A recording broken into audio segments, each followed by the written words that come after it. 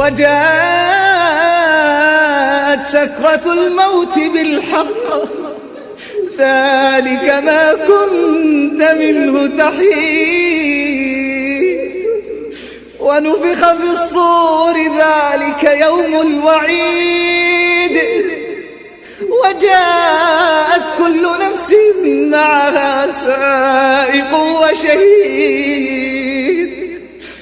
لقد كنت في غفلة من هذا فكشفنا عنك غطاءك فبصرك اليوم حديد وقال قرينه هذا ما لدي عتيد ألقيا في جهنم كل كفار عنيد مناع للخير معتد مريب الذي جعل مع الله إلها آخر فألقياه في العذاب الشديد.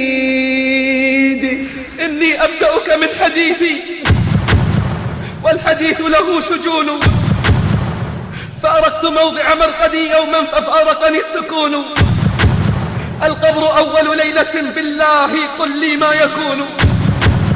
قال عبد الله بن العيزار لا بد لابن آدم من بيتين بيت على ظهر الأرض وبيت في بطن الأرض فعمد إلى الذي على الأرض فزخرفه وزينه وجعل فيه أبوابا للشمال وأبوابا للجنوب وضع فيه ما يصلحه لصيفه وشتائه ثم عمد إلى الذي في بطن الأرض فخربه ودمره فأتى عليه آتي فقال أرأيت هذا البيت الذي أراك قد أصلحته كم تقيم فيه كم ستقيم فيه؟ قال لا أدري. قال فهذا الذي خربته كم تقيم فيه؟ قال هنا مقامي.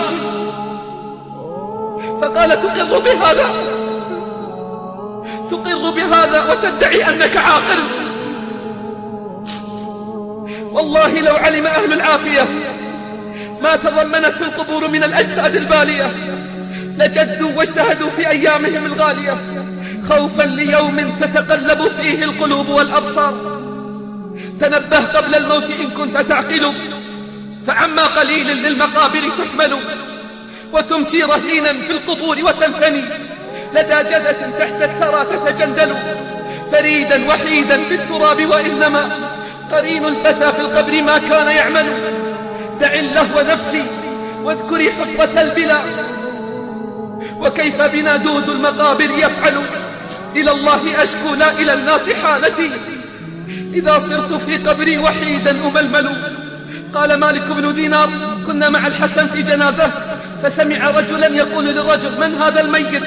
قال الحسن هذا أنا وأنت. قال الحسن هذا أنا وأنت رحمك الله.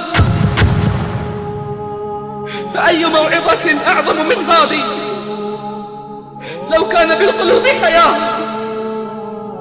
ولكن أسمعت لو ناديت حيا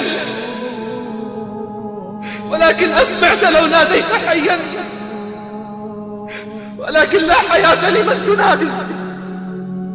أفق من سكرتك قبل حسرتك وتذكر نزور حفرتك وهجران الأقارب وانهض عن بساط الرقاد وقل أنا تائب وبادر تحصيل الفضائل قبل فوت المطالب.